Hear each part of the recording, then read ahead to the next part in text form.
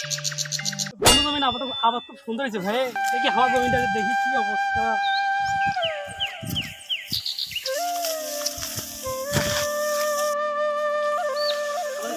মোর সাদের আবার বন্ধু আসসালামু আলাইকুম। ওয়ালাইকুম আসসালাম। বন্ধু ভালো আছো? এই তো অনেক ভালো আছি বন্ধু তোমার তো আওয়াজ ফাঁস করা হয়েছে বন্ধু, খুব সুন্দর আওয়াজ হয়েছে হন নয় তোর খান দিয়ে চা দেখছিল বন্ধু। এখন তো কি করবো, তেল ছাড়া তেল ছাড়া ভালো হন নয় মানে তোর খান থেকে মোর এখানে ভালো হয়েছে দেখে ভালো তো হয়েছে বন্ধু, সেই জন্য কবে লাগছি যে একই পাশের জমি তোমার কত সুন্দর হলো, আমার এখন খারাপ হয়ে গেল।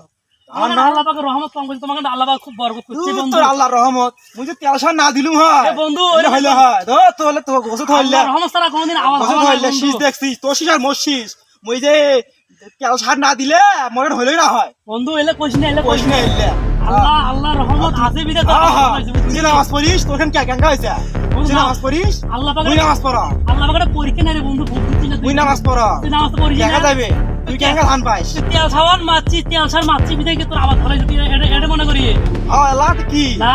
আল্লাহ তেল পাক সাবার রেলে তেল সারা রিলে তামান কিছু আল্লাহ পাক রহমত করছি বিদে তোর আওয়াজ ধরে তুই মানিস না এটা।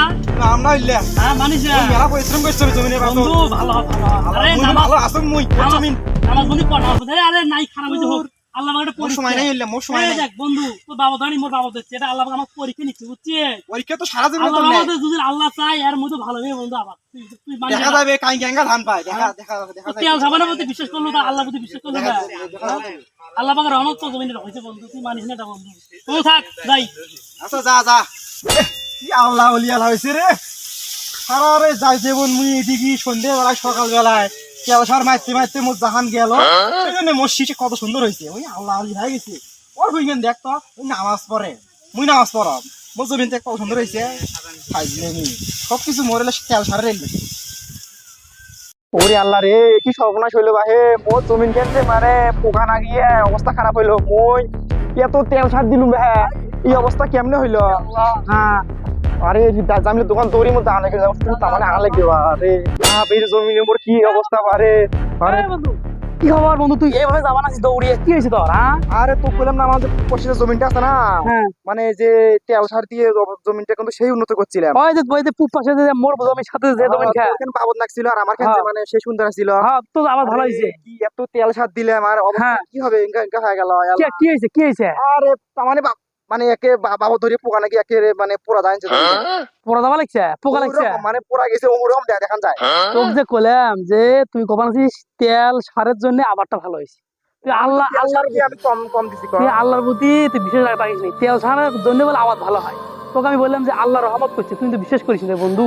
দেখ তুই যে কত গর্ব করে বলছিল যে তুই ধানে পাবো না, আর এখন তোরে জমি বাবা ধরি বেড়াইছিস।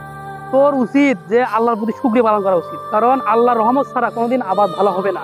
তেল ছাড়ের কোনো বিষয় নয় বুঝছিস। বন্ধু সেদিন আমি তো না জানি অনেক কিছু হ্যাঁ করছি আমি মানে তেল সারের অহংকার দেখাচ্ছি আমি মানে আমি আল্লাহর দিকে বিশ্বাসই করি নাই আমি এখন তো যাবো জামিল দোকান যাবো ওষুধ এনে আর ওষুধ এনে তো যেতাম। কারণ বাদ দে থামেক এই যে আজানের আসরের আজান নামাজটা পড়ি আমি ওলা যাবো কি সার কি তেল কি কীটনাশক প্রয়োগ করা লাগে সেটা প্রয়োগ করলে ইনশাল্লাহ আল্লাহ ভালো হবে, আবার ভালো আল্লাহ দিবি ইনশাল্লাহ। নামাজ পড়ে ওখানে আজান হবে বুঝছিস, আর আল্লাহর কাছে আল্লাহর প্রতি বিশ্বাস করতে হবে বুঝছিস।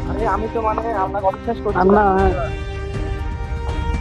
এই পৃথিবীর সবকিছুর মালিক হচ্ছে মহান আল্লাহ তাআলা, তাই সবকিছুতে মহান আল্লাহ তাআলার উপর বিশ্বাস করতে হবে এবং তিনি যদি না চাহে কোনো কিছুই সম্ভব হবে না। ভিডিওটি ভালো লাগলে সবাই শেয়ার করবেন, সবাই ভালো থাকবেন, সুস্থ থাকবেন, ধন্যবাদ।